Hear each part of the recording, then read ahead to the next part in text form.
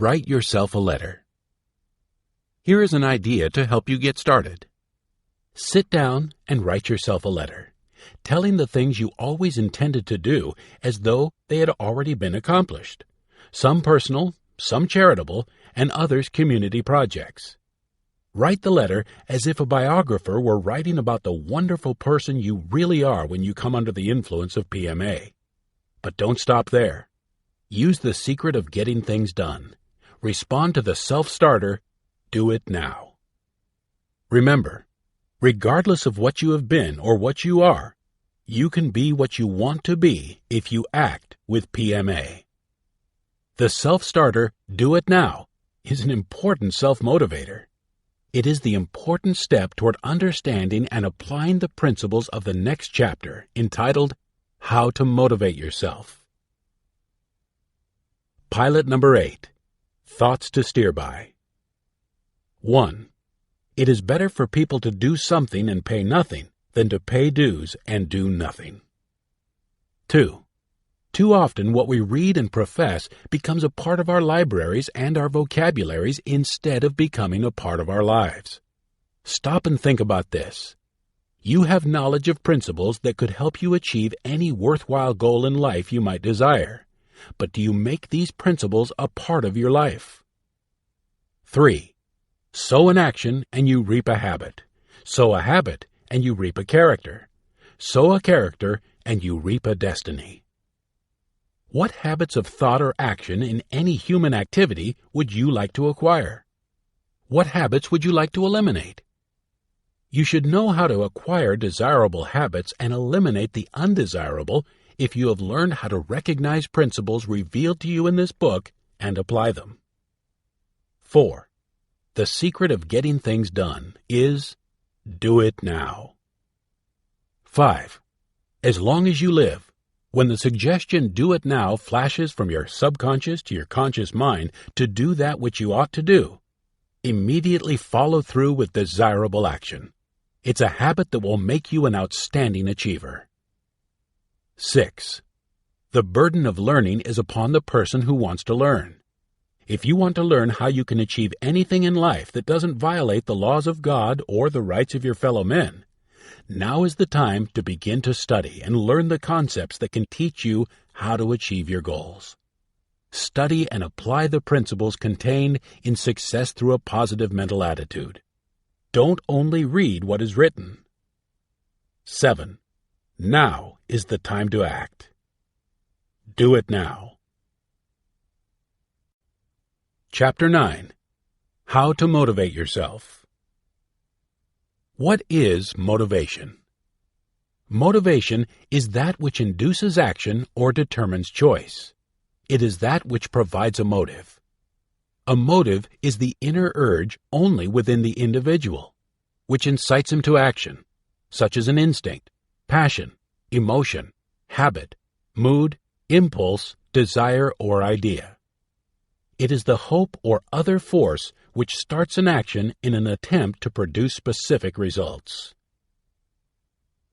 Motivating yourself and others. When you know principles that can motivate you, you will then know principles that can motivate others. Conversely, when you know principles that can motivate others, you will then know principles that can motivate you. How to motivate yourself is the purpose of this chapter. How to motivate others is the purpose of Chapter 10. How to motivate yourself and others with a positive mental attitude is the purpose of Success Through a Positive Mental Attitude. In essence, this is a book on motivation.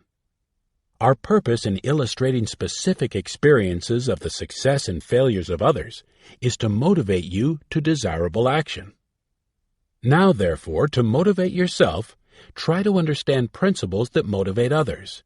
To motivate others, try to understand principles that motivate you. Establish the habit of motivating yourself with PMA, at will. And then you can direct your thoughts, control your emotions, and ordain your destiny. Motivate yourself and others with the magic ingredient. What is the magic ingredient? One man in particular found it. Here is his story. Some years ago, This man, a successful cosmetic manufacturer, retired at the age of 65. Each year thereafter, his friends gave him a birthday party, and on each occasion they asked him to disclose his formula. Year after year, he pleasantly refused. However, on his 75th birthday, his friends, half jokingly and half seriously, once again asked if he would disclose the secret. "You have been so wonderful to me over the years that I now will tell you," he said. "You see, in addition to the formulas used by other cosmeticians, I added the magic ingredient." "What is the magic ingredient?" he was asked. "I never promised a woman that my cosmetics would make her beautiful, but I always gave her hope. Hope is the magic ingredient. Hope is a desire with the expectation of obtaining what is desired and belief that it is obtainable. A person consciously reacts to that which to him is desirable, believable, and attainable. And he also subconsciously reacts to the inner urge that induces action when environmental suggestion, self-suggestion, or auto-suggestion cause the release of the powers of his subconscious mind. His response to suggestion may develop obedience that is direct, neutral, or in reverse action to a specific symbol. In other words, there may be various types and degrees of motivating factors. Every result has a given cause. Your every act is the result of a given cause, your motives. Hope, for example, motivated the cosmetic manufacturer to build a profitable business. Hope also motivated women to buy his cosmetics. Hope will motivate you too. The 10 basic motives which inspire all human action. Every thought you think, every act in which you voluntarily engage can be traced back to some definite motive or combination of motives. There are 10 basic motives which inspire all thoughts, all voluntary actions.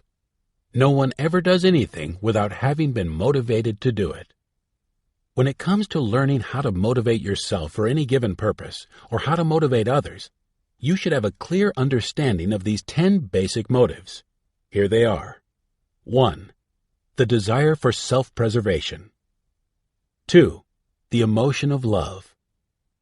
3. The emotion of fear. 4. The emotion of sex. 5. The desire for life after death. 6. The desire for freedom of body and mind. 7. The emotion of anger. 8. The emotion of hate. 9.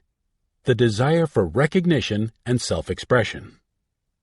10. The desire for material gain. As you have been listening to this chapter, perhaps you felt that it contains food for thought. A good sandwich contains 9/10 bread and 1/10 meat. Unlike a sandwich, this chapter is 9/10 meat. That is the way the authors planned it. We hope you will chew and digest it carefully. Are negative emotions good? As you listen to success through a positive mental attitude, you clearly see that negative emotions, feelings, and thoughts are harmful to the individual. But are there times when these are good? Yes.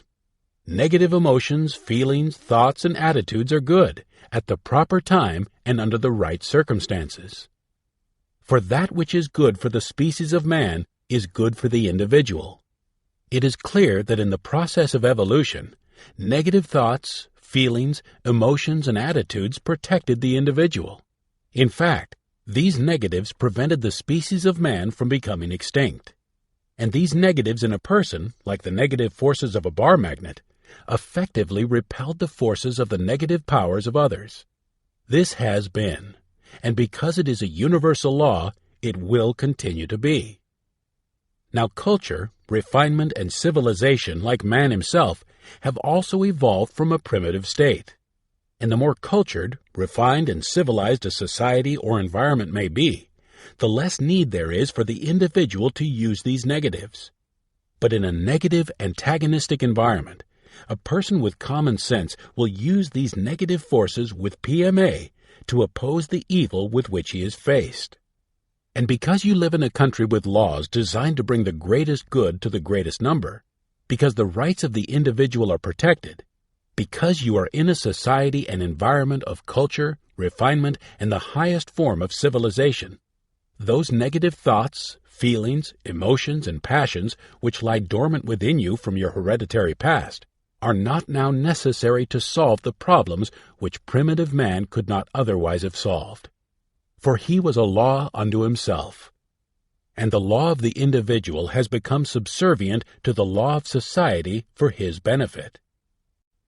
Now let's clarify these concepts. Let's take anger, hate, and fear as examples. Anger and hate.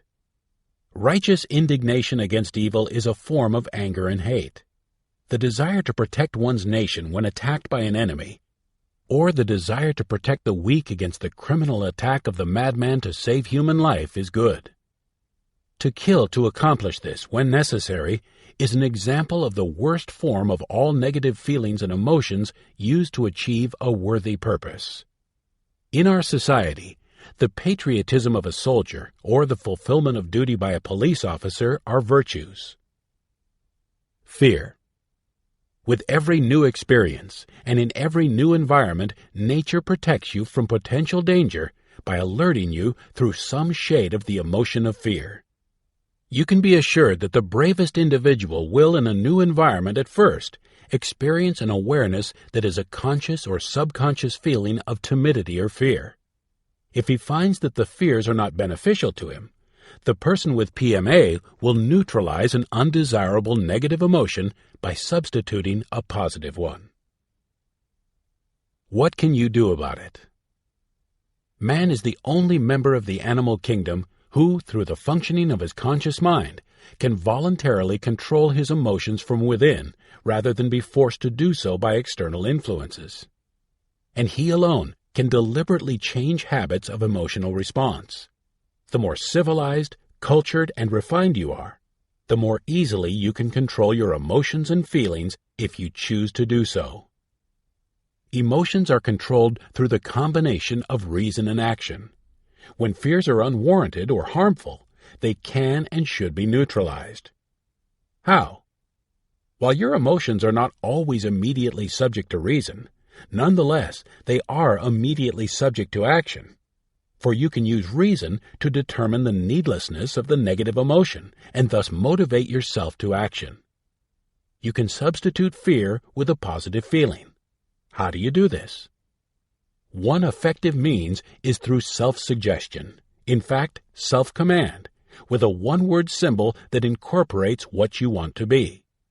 Thus, if you are afraid and want to be courageous, give the self-command, "Be courageous," with rapidity several times. Follow this with action. If you want to be courageous, act courageously. How? Use the self-starter, "Do it now," and then get into action. In this and the next chapter, you will see how to control your emotions and actions by using self-suggestions. In the meantime, keep your mind on the things you should and do want, and off the things you shouldn't and don't want. A success formula that always succeeds when applied. Are you among the hundreds of thousands of persons throughout the world who have read the autobiography of Benjamin Franklin? Or among the tens of thousands who have read Frank Betker's book, How I Raised Myself from Failure to Success in Selling? If not, we recommend that you read both. These books contain a formula that always succeeds when applied with PMA.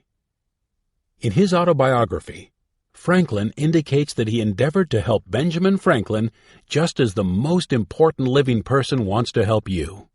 He wrote, language modernized, "My intention being to acquire the habit of all these virtues, I judged it would be well not to distract my attention by attempting the whole at once, but to fix it on one of them at a time, and when I should be master of that, then to proceed to another, and so on, until I should have gone through the 13. And as the previous acquisition of some might facilitate the acquisition of certain others, I arranged them with that view." The names of these virtues as Franklin listed them, together with the precepts, self-motivators for self-suggestion he gave each one, are 1. Temperance. Eat not to dullness, drink not to elevation. 2. Silence. Speak not but what may benefit others or yourself. Avoid trifling conversation. 3. Order. Let all your things have their places. Let each part of your business have its time. 4. Resolution.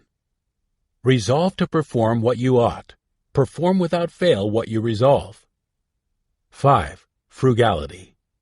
Make no expense but to do good to others or yourself. That is, waste nothing. 6. Industry. Lose no time. Be always employed in something useful. Cut off all unnecessary actions. 7. Sincerity. Use no hurtful deceit. Think innocently and justly, and if you speak, speak accordingly. 8. Justice. Wrong none by doing injuries, or omitting the benefits that are your duty. 9. Moderation. Avoid extremes. Forbear resenting injuries so much as you think they deserve. 10. Cleanliness. Tolerate no uncleanliness in body, clothes, or habitation. 11. Tranquility. Be not disturbed at trifles or at accidents, common or unavoidable. 12. Chastity. Rarely use venery but for health or offspring, never to dullness, weakness, or the injury of your own or another's peace or reputation. 13. Humility. Imitate Jesus and Socrates. Franklin wrote further, conceiving then that, agreeably to the advice of Pythagoras in his golden verses, daily examination would be necessary, I contrived the following method for conducting that examination. I made a little book, in which I allotted a page for each of the virtues. I ruled each page with red ink, so as to have 7 columns, one for each day of the week, marking each column with a letter for the day. I crossed these columns with 13 red lines, marking the beginning of each line with the first letter of one of the virtues, on which line, and in its proper column, I might mark by a little black spot every fault I found upon examination to have been committed respecting that virtue upon that day. Now, it is as important to know how to use a formula as it is to know the formula.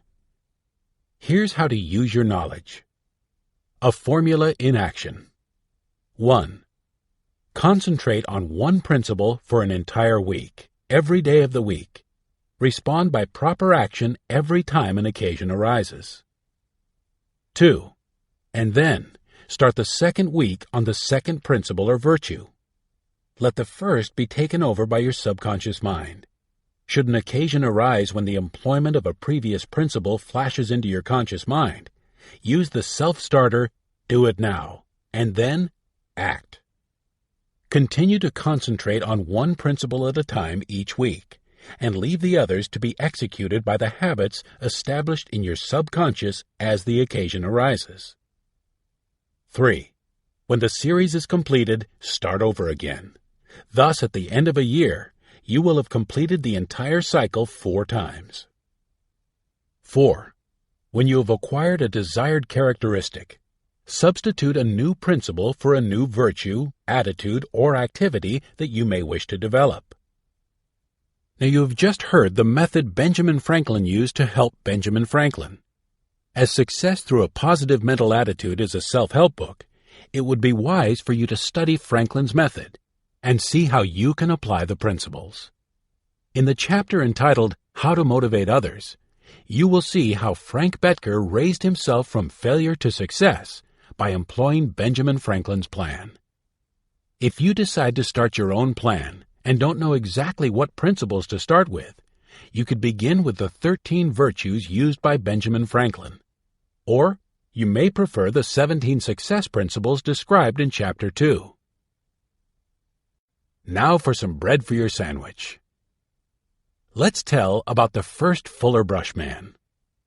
Alfred C. Fuller, the first of the Fuller Brush Men, came from a poor farm family living in Nova Scotia. Al couldn't seem to hold a job. In fact, during the first 2 years of trying to earn a living, he lost 3 jobs. But then a radical change came into Fuller's life, for he tried selling brushes. Right then, Fuller was motivated. He began to realize that his first 3 jobs were not the kind of work suited to him. He didn't like them. The work didn't come to him naturally, but selling did. And he saw immediately that he would do well as a salesman. He liked his work. So Al conditioned his mind to do the best selling job in the world. He was terrific. And having succeeded as a salesman, he set a goal in his climb up the ladder of success. It was to go in business for himself. Now this goal fitted nicely with his personality, provided he was in sales. Alfred C. Fuller did quit selling brushes for someone else, and he had more fun than ever before.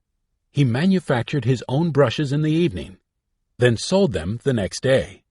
And when his sales began to mount, he rented space in an old shed for $11 a month and hired an assistant who made the brushes for him while he concentrated on sales. The end result from the boy who lost his first 3 jobs? The Fuller Brush Company, with thousands of door-to-door salesmen and millions of dollars in annual income. You see, you are more apt to succeed if you do what comes naturally. But there are greater motivating factors than losing a job, making money, or success in business. The desire for self-preservation is the strongest on the list. 7 came through. Captain Edward V. Rickenbacker was one of the most successful and highly esteemed men in the United States.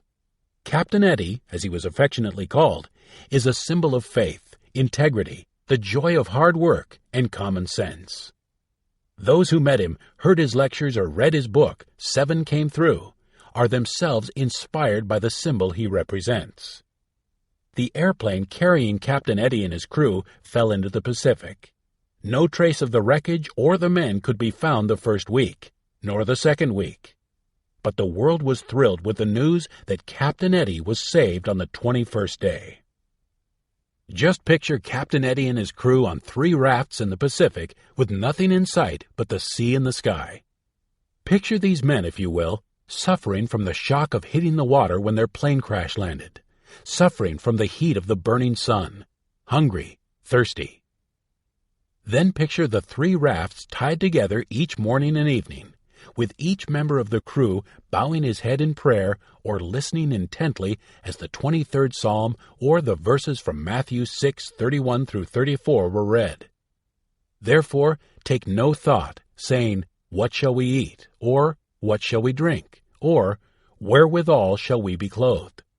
For after all these things do the Gentiles seek. For your heavenly Father knoweth that ye have need of all these things. But seek ye first the kingdom of God and his righteousness, and all these things shall be added unto you. Take therefore no thought for the morrow shall take thought for the things of itself.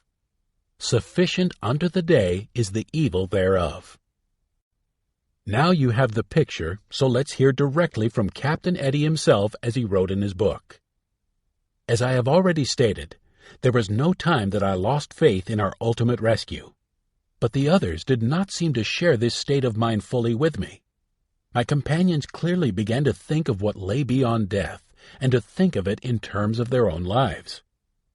I say in all truth that at no time did I ever doubt we would be saved. I tried to impart my own philosophy to these men, hoping to stimulate their desire to carry on. It was based upon the simple observation that the longer I have had to suffer under trying circumstances, the more certain I was to appreciate my deliverance. This is part of the wisdom that comes to older men. Should you ask us how to motivate yourself, we would list the basic motives. They are repeated here. First, the desire for self-preservation, then the emotions of love, fear, sex, the desire for life after death, and freedom of body and mind would follow. And after that, the emotions of anger and hate, then the desire for recognition and self-expression, and last in the list of the 10 basic motives would be the desire for material wealth. In the following chapter, you will see how any one of these, or a combination, motivates others. Pilot number 9. Thoughts to steer by. 1. Motivation is that which induces action or determines choice. It is the hope or other force which starts an action in an attempt to produce specific results. 2. Motivate yourself with PMA. Remember, what the mind of man can conceive and believe, the mind of man can achieve with PMA. Recognize the possibility of the improbable. 3. Hope is the magic ingredient in motivating yourself and others. 4. Negative emotions, feelings, thoughts, and attitudes are good at the proper time and under the right circumstances. 5. The 10 basic motives are self-preservation, love, fear, sex, desire for life after death, freedom of body and mind, anger, hate, desire for recognition and self-expression, and the desire for material wealth. 6. Motivate yourself as Benjamin Franklin motivated himself. Develop your own chart. Do it now. If you have difficulty listing 13 virtues you would like to acquire or goals you would like to reach, you can start with one and then add to your list as you realize what virtues or goals you desire. Like Benjamin Franklin, have a self-motivator for each. Important. Inspect your progress daily. 7. Captain Eddie Rickenbacker had developed a strong faith that came to his rescue in time of need. How can you strengthen your faith to help you at the time of your greatest need? 8. Are you prepared so that you can and will apply your faith at the time of your greatest need? Hope is the magic ingredient in motivating yourself and others. Chapter 10. How to motivate others. It is important to know how to motivate others in an effective manner and in a desirable direction. Throughout life, you play dual parts in which you motivate others and they motivate you. Parent and child, teacher and pupil, salesman and buyer, master and servant, you take each part. How a child motivated his father. A boy 2 1/2 years of age was walking with his father after a very heavy Christmas Day dinner. When they had walked about a block and a half, the youngster stopped, looked up at his father with a smile, and said, "Daddy?" then hesitated. His father responded, "Yes?"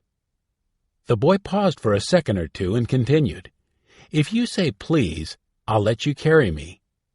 Now who could resist this type of motivation? Even a newborn baby motivates his parents to action. And of course, a parent motivates a child.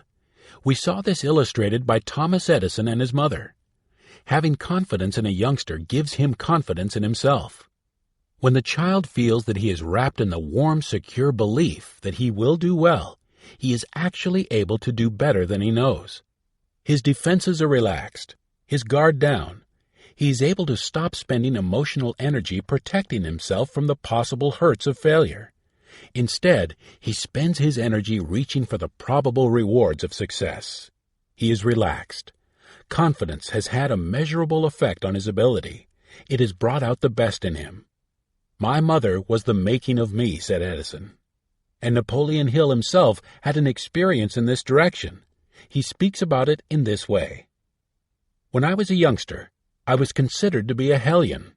Whenever a cow was let loose from her pasture, or a dam broken, or a tree cut down mysteriously, it was young Napoleon Hill that everyone suspected." And furthermore, there was some justification for all this suspicion. My own mother was dead, and my father and brothers thought I was bad, so I really was pretty bad. If people considered me this way, I was not going to disappoint them. And then one day, my father announced that he was going to remarry. All of us were worried about what kind of a new mother we were going to have, but I in particular was bound and determined that no new mother coming into our home would be able to find a place in my heart. The day finally came when this strange woman entered our home. My father stood back and let her handle the situation in her own way. She went around the room and greeted each of us cheerfully, That is, until she came to me. I stood straight as a ramrod, with my hands folded over my chest, and glared at her without the least suggestion of welcome in my eyes. "And this is Napoleon," my father said, "the worst boy in the hills."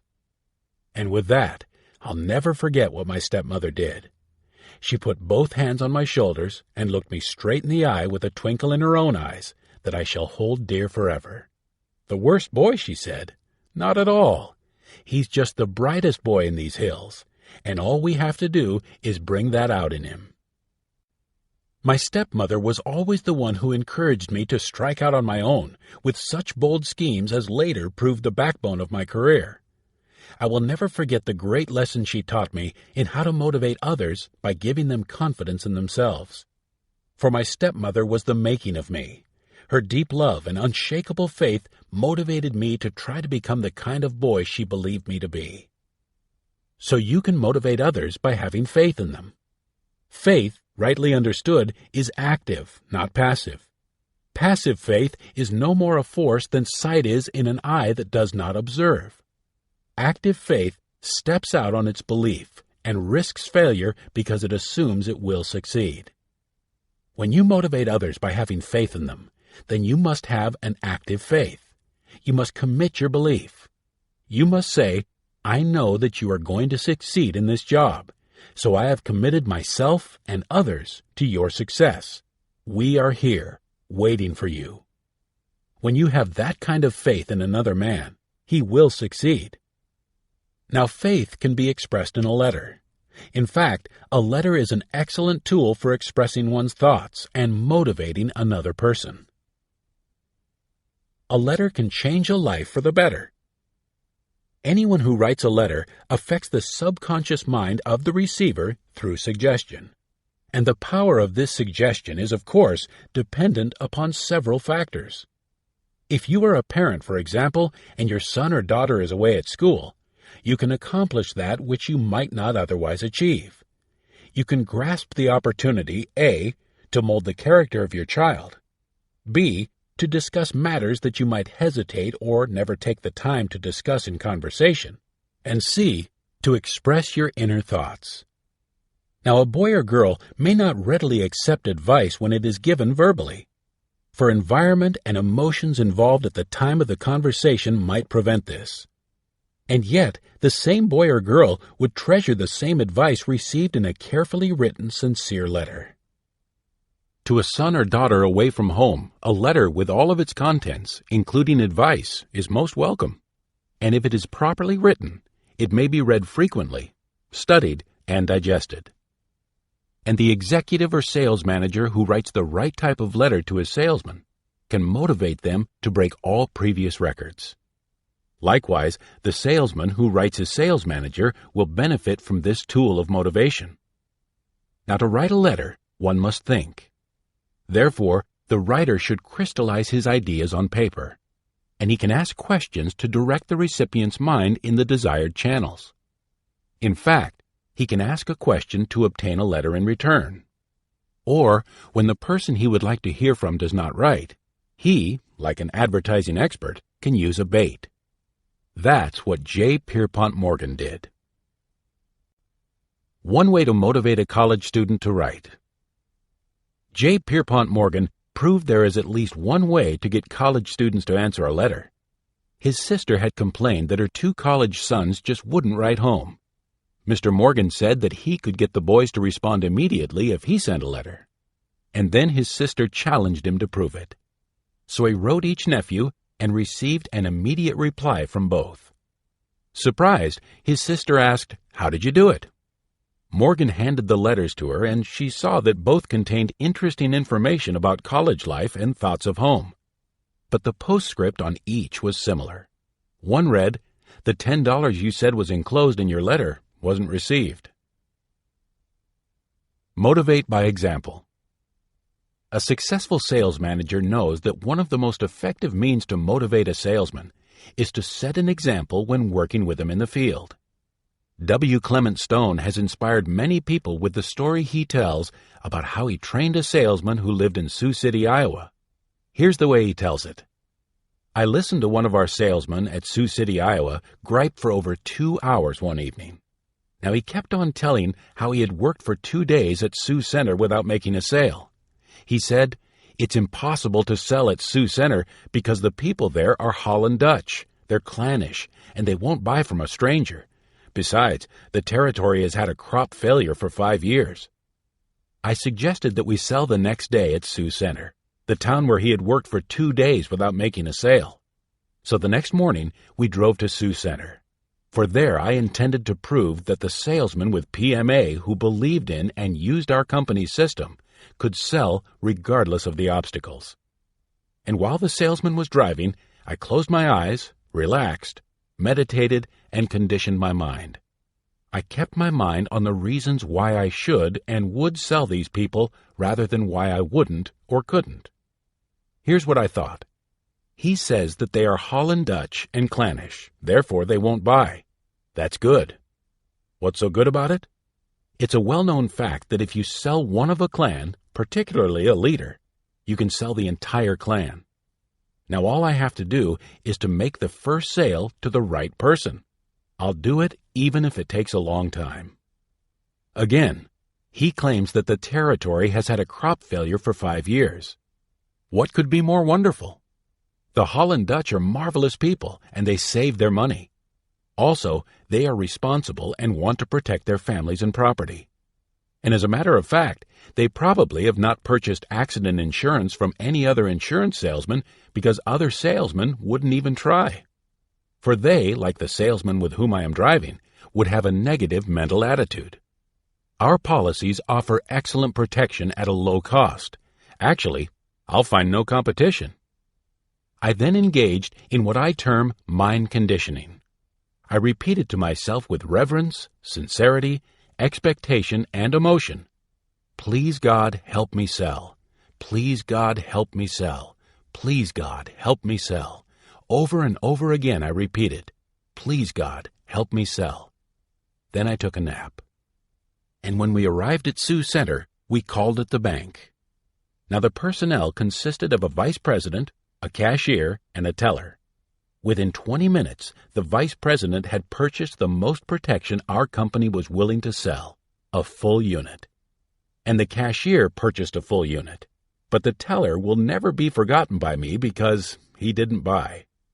And starting with the first place of business next to the bank, we began cold canvassing systematically, store after store, office after office.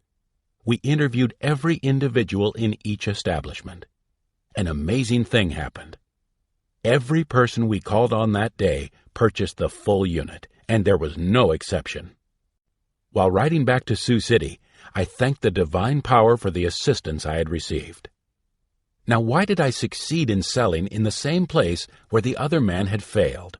Actually, I experienced success for exactly the same reasons that he had experienced failure, except for the something more. He said it was impossible to sell them because they were Holland Dutch and clannish. That's NMA.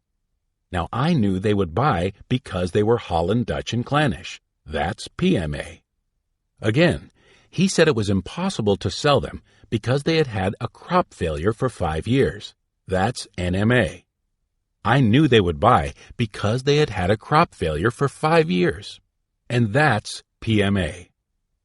Now, the something more was the difference between PMA and NMA. For I had asked for divine guidance and help. What's more, I believed that I was receiving it. Now, this salesman returned to Sioux Center and stayed for a long time, and each day that he was there was a record day in sales for him. This illustrates the value of motivating another person by example, for this salesman also succeeded where he had failed because he learned the value of working with a positive mental attitude. There are many ways to motivate a person, but a most effective way is through an inspirational book. When you want to motivate, say it with an inspirational self-help action book. The most important factors to success in selling are in order of importance: A. Inspiration to action. B. Knowledge of a successful sales technique for the particular product or service, which is termed know-how. And C. Knowledge of the product or service itself, activity knowledge. Now, these same three principles can be related to success in any business or profession. In the story that you have just heard, you can assume that the salesman had knowledge of the sales know-how and knowledge of the service he was selling. But he did lack the most important ingredient: inspiration to action. Many years ago, Morris Pickus, a well-known sales executive and sales counselor, gave W. Clement Stone a copy of Think and Grow Rich. Since then, he has used inspirational books such as those mentioned in Success Through a Positive Mental Attitude to help salesmen develop inspiration to action. Mr. Stone knows that inspiration and enthusiasm are the life of a sales organization, and because the flame of inspiration and enthusiasm will be extinguished unless the fuel that feeds it is kept replenished, Mr. Stone has made it a habit to see that his representatives receive inspirational self-help action books frequently. And this is in addition to weekly and monthly publications that are intended to act as mental vitamins.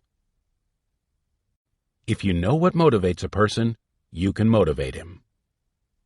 As a boy, Walter Clark of Walter Clark Associates, Providence, Rhode Island, intended to be a doctor. But when he grew older, he thought he wanted to become an engineer, and he studied engineering. At Columbia University, however, he found the study of the functioning of the human mind so interesting and challenging that he changed from engineering to psychology, and finally he received his master's degree. Walter Clark worked as a personnel officer in Macy's department store and several other well-known concerns. At that time, the known psychological tests developed the specific information for which they were intended: an applicant's IQ, aptitude, and personality. But something important was missing.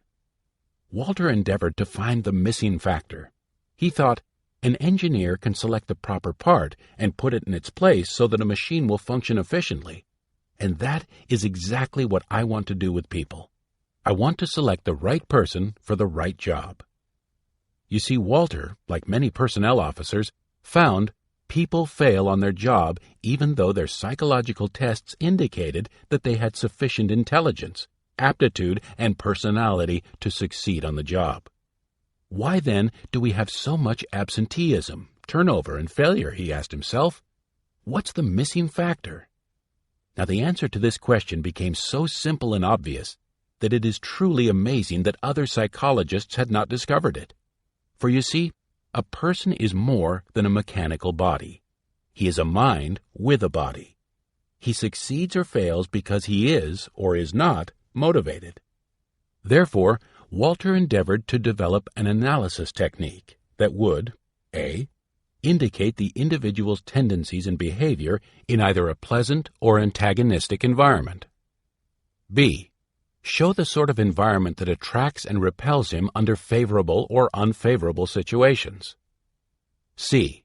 in essence, indicate what comes naturally to the individual.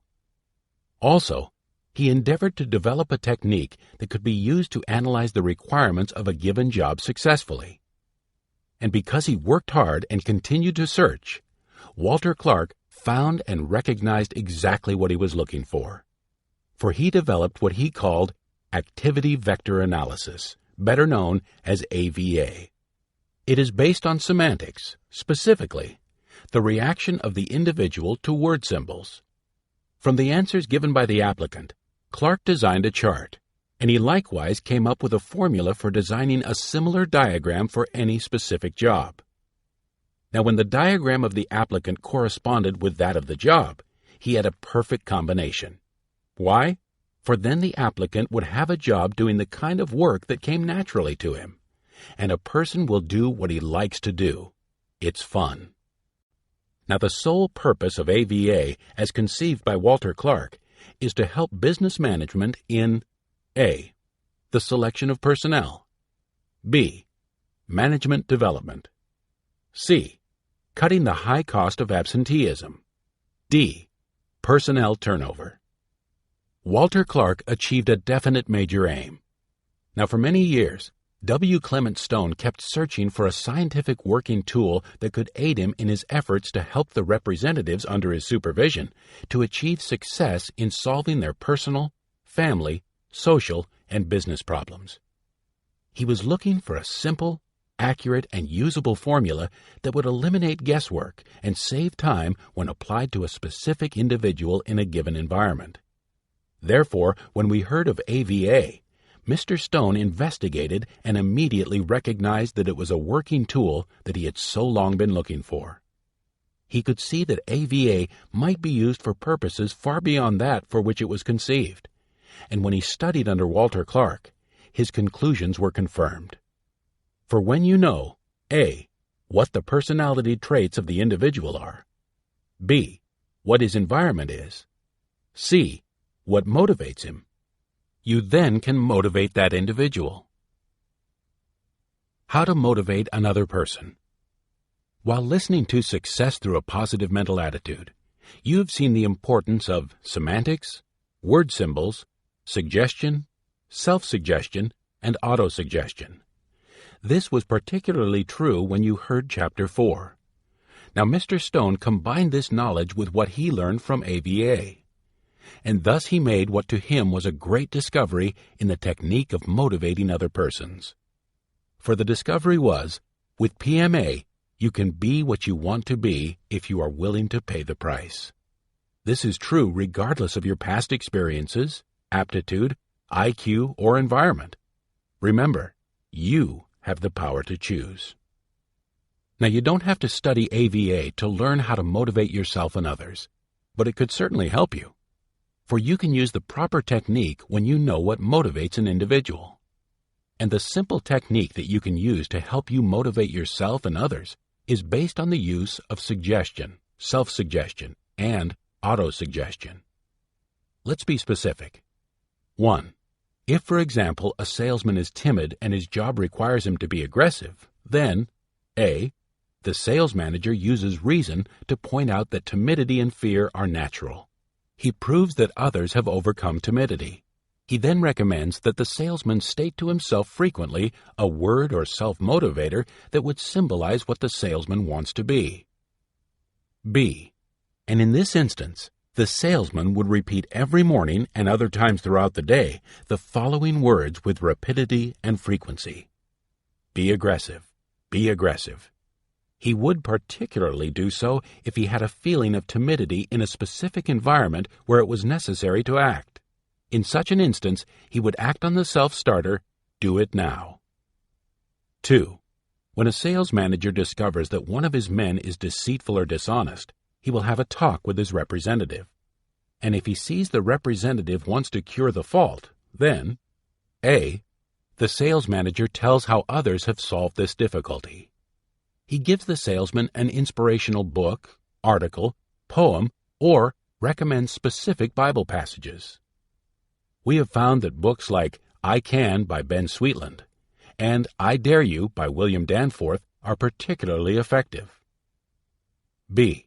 And in such an instance, as in B above, the salesman would repeat, be truthful, with rapidity every morning and at frequent intervals throughout the day.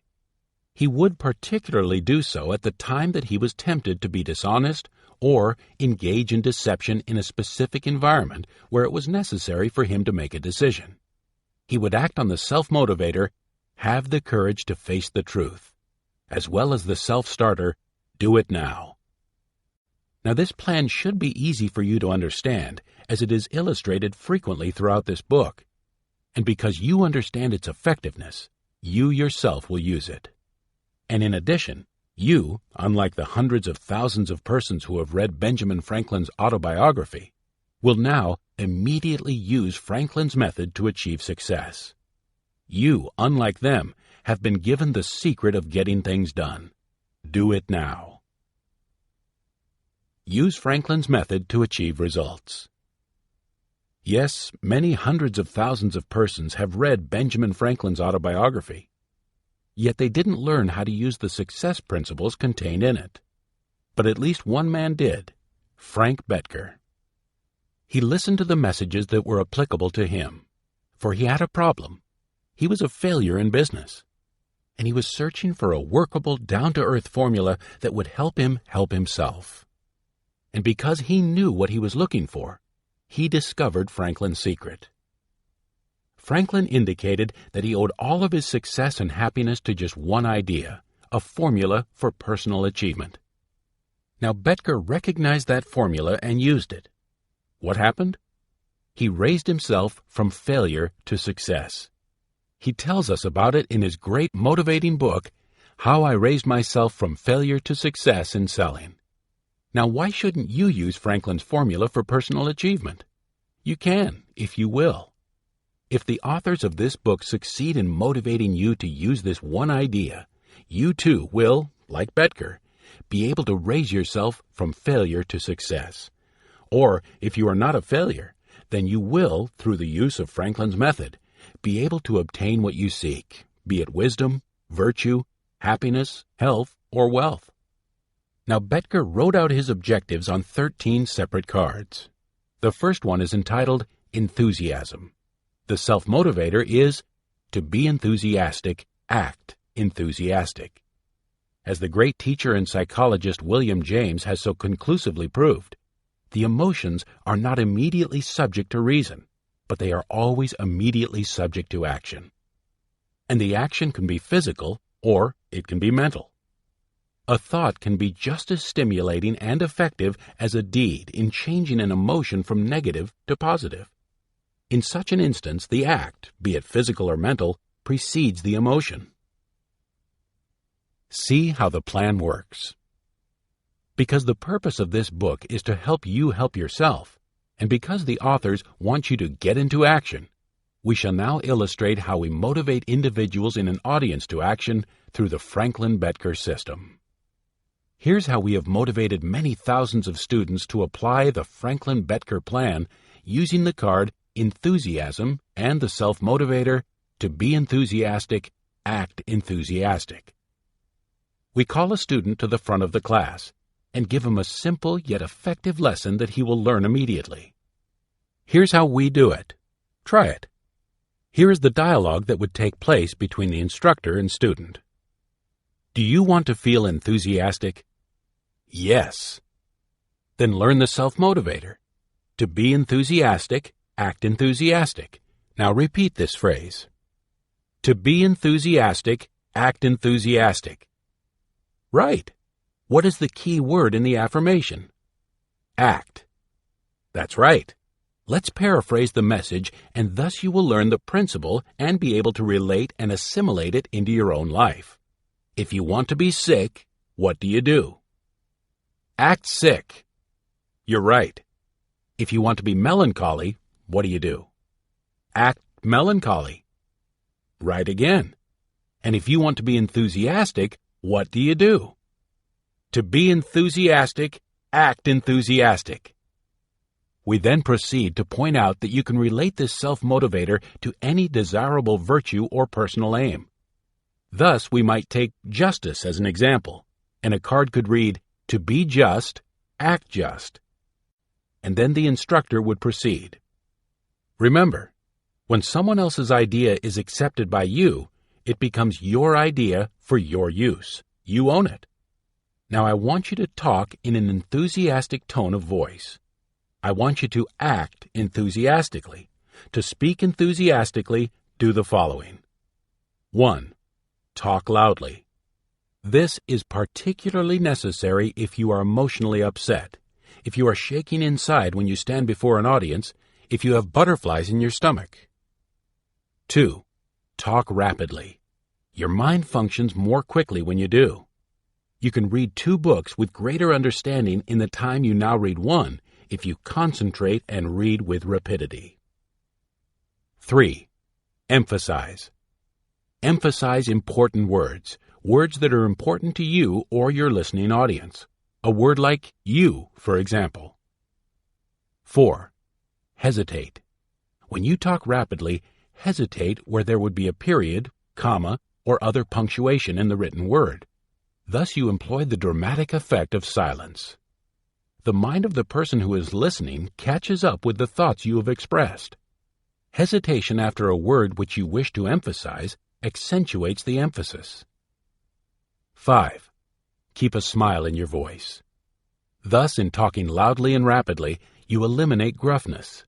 You can put a smile in your voice by putting a smile on your face, a smile in your eyes. 6. Modulate. This is important if you are speaking for a long period. Remember, you can modulate both pitch and volume. You can speak loudly and intermittently change to a conversational tone and a lower pitch if you wish. 7. When the butterflies stop flying around in your stomach, you can then speak in an enthusiastic, conversational tone of voice. Do it now. Now, in the previous chapter, you have heard the 13 principles used by Benjamin Franklin, and here you have been told that enthusiasm is the first of the 13 principles used by Frank Bettger, and you know that a positive mental attitude is the first of the 17 success principles. Therefore, if you have not already done so, start the first of your own 17 cards with the heading, Develop a Positive Mental Attitude. Follow through with a card for each of the 17 success principles, and use Franklin's method to achieve results. Your action on the self-starter Do It Now at this time would prove conclusively that you can motivate yourself. You can. And if you purposely motivate yourself, you will find it easy to motivate others. And now that you know how to motivate yourself and others, you are ready to receive the key to the citadel of wealth. The next chapter answers the question, is there a shortcut to riches? Pilot number 10. Thoughts to steer by. 1. Throughout life, you play dual parts in which you motivate others and they motivate you. Learn and apply the art of motivation with PMA. 2. Motivate others to have confidence in themselves by showing them that you have faith in them and faith in yourself. 3. A letter can change a life for the better. Start the habit of motivating your loved ones by writing letters containing wholesome, good suggestions. 4. Motivate others by example. 5. When you want to motivate, say it with an inspirational self-help action book. 6. If you know what motivates a person, you can motivate him if you learn the art of motivation with PMA. 7. Motivate others by suggestion. Motivate yourself by self-suggestion. 8. While your emotions are not always subject to reason, nonetheless, they are subject to action. If there is an instance you recall in which you might experience the emotion of fear, what action do you think you could take to neutralize it? 9. To become enthusiastic, act enthusiastically. 10. To speak enthusiastically and overcome timidity and fear, A. Talk loudly. B. Talk rapidly. C. Emphasize important words. D. Hesitate where there is a period, comma, or other punctuation in the written word. E. Keep a smile in your voice so that it isn't gruff. And F. Use modulation. 11. Start the first of your 17 PMA success cards. Do it now. Anything in life worth working for is worth praying for. Part 3. Your Key to the Citadel of Wealth. Chapter 11. Is there a shortcut to riches? Is there a shortcut to riches? A shortcut is defined as a way of accomplishing something more directly and quickly than by ordinary procedure. It is a route more direct than that ordinarily taken. And the man who takes the shortcut knows his destination. He knows the route that is more direct, yet he will never arrive at his destination unless he starts and continues toward it regardless of the interruptions he encounters or the obstacles he meets. In Chapter 2, we listed the 17 success principles as 1. A positive mental attitude. 2. Definiteness of purpose. 3. Going the extra mile. 4. Accurate thinking. 5. Self-discipline. 6. The mastermind. 7. applied faith. 8. A pleasing personality. 9. Personal initiative. 10. Enthusiasm. 11. Controlled attention. 12. Teamwork. 13. Learning from defeat. 14. Creative vision. 15. Budgeting time and money. 16. Maintaining sound physical and mental health. 17. Using cosmic habit force. Now, why do we repeat the 17 success principles? We want to show you the shortcut to riches. We want you to take the most direct route. Now, to take the most direct route, you must necessarily think with PMA. And a positive mental attitude results from the application of these success principles. The word think is a symbol. Its meaning for you depends upon who you are. Who are you? You are the product of your heredity, environment, physical body, conscious and subconscious mind, experience, and particular position and direction in time and space, and something more, including powers known and unknown. When you think with PMA, you can affect, use, control, or harmonize with all of them. Now only you can think for you. Therefore, the shortcut to riches for you can be expressed in a 6-word symbol. Think with PMA and grow rich. For if you really think with PMA, you will automatically follow through with action. You will employ the PMA principles expressed in this book. Principles that will help you achieve any goal that doesn't violate the laws of God or the rights of your fellow men. Pilot number 11. A thought to steer by. A shortcut to riches.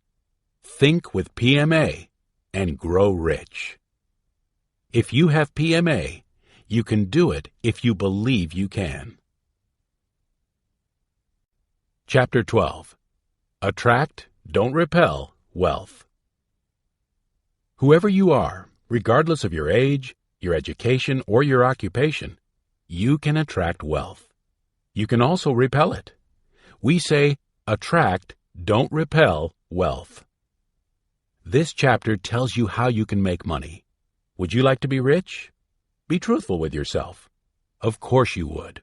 Or, are you afraid to be rich? Perhaps you're sick, and because of this, you don't try to acquire wealth. If this be the case, just remember the experience of Milo C. Jones, about whom you heard in Chapter 2. Or, if you are a patient in a hospital, you can attract wealth by engaging in study, thinking, and planning time as George Stefik did. In a hospital bed, think. Time after time, as we have studied the careers of successful men, we have discovered that they date their own success from the day they picked up a self-improvement book. Never underestimate the value of a book. Books are tools, providing instruction which can launch you onto a bold new program and which can also light the dark days that any such program entails. George Stefik was convalescing at the Veterans Administration Hospital in Hines, Illinois. There he discovered by accident the value of thinking time. Financially, he was broke. While George was convalescing, he had a great deal of time on his hands. There wasn't too much to do except read and think. He read Think and Grow Rich, and he was ready. An idea occurred to him. Many laundries, George knew, fold their newly ironed shirts over a piece of cardboard to keep the shirts stiff and free from wrinkles. By writing a few letters, George learned that these shirt boards cost the laundries about $4 per thousand. His idea was to sell the boards for $1 a thousand. However, each one would carry an advertisement. The advertisers would, of course, pay for the space, and George would make a profit. George had an idea, and he tried to make it work. When he left the hospital, he got into action. New in the advertising field, he had his problems, but he finally developed successful sales techniques through what others term trial and error, and we term trial and success. George continued the custom he had started in the hospital to engage in study, thinking, and planning time each day. Even when George's business was moving ahead swiftly, he decided to increase his sales by increasing the efficiency of his service. The shirt boards, when withdrawn from the shirts, were not retained by the laundry's customers. Now he asked himself the question, how can I get families to keep these shirt boards with the advertisements on them? The solution flashed into his mind. What did he do? On one side of the shirt board, he continued to print an advertisement in black and white or in colors. On the other side, he added something new, an interesting game for the children, a delicious recipe for the wife, or a provocative crossword puzzle for the whole family. George tells about one husband who complained that his laundry bill had gone up in a sudden, unaccountable way. Then he discovered that his wife was sending in shirts to the laundry which ordinarily he would have worn another day, just to get more of George's recipes. But George didn't stop there. He was ambitious. He wanted to expand his business still further. Again he asked himself the question, how? And he found the answer. George Stefik gave the entire $1 per thousand he received from the laundries to the American Institute of Laundering. The Institute, in turn, recommended that each member help himself and his trade association by using George Stefik's shirt boards exclusively. And thus, George made another important discovery. The more you give of that which is good and desirable, the more you get. Now, a carefully planned thinking time session brought George Stefik considerable wealth. He discovered that a time apart is essential to any successful attraction of riches. It is in quiet that our best ideas occur to us. Don't make the mistake of believing that by a frantic kind of dashing around, you are being your most effective and efficient self. Don't assume that you are wasting time when you take time out for thought. Thought is the foundation upon which all else is built by man. Now, it isn't necessary for you to go to a hospital to establish the habit of reading good motivating books, to think, or to make plans. And your thinking, study, and planning sessions need not be too lengthy. If you invest only 1% of your time in a study, thinking, and planning session, it will make an amazing difference in the speed with which you reach your goals. Your day has 1,440 minutes in it. Invest 1% of that time in a study, thinking, and planning session, and you will be astounded at what those 14 minutes do for you. For it may surprise you to find that when you develop this habit, you will receive constructive ideas almost any time or anywhere you might be, while doing the dishes, or riding the bus, or while taking a bath. Be certain to use two of the greatest yet simplest working tools ever invented, tools used by a genius like Thomas Edison, a pencil and a piece of paper. For he always had handy paper and pencil, and thus you, like him, will record the ideas that come to you day or night.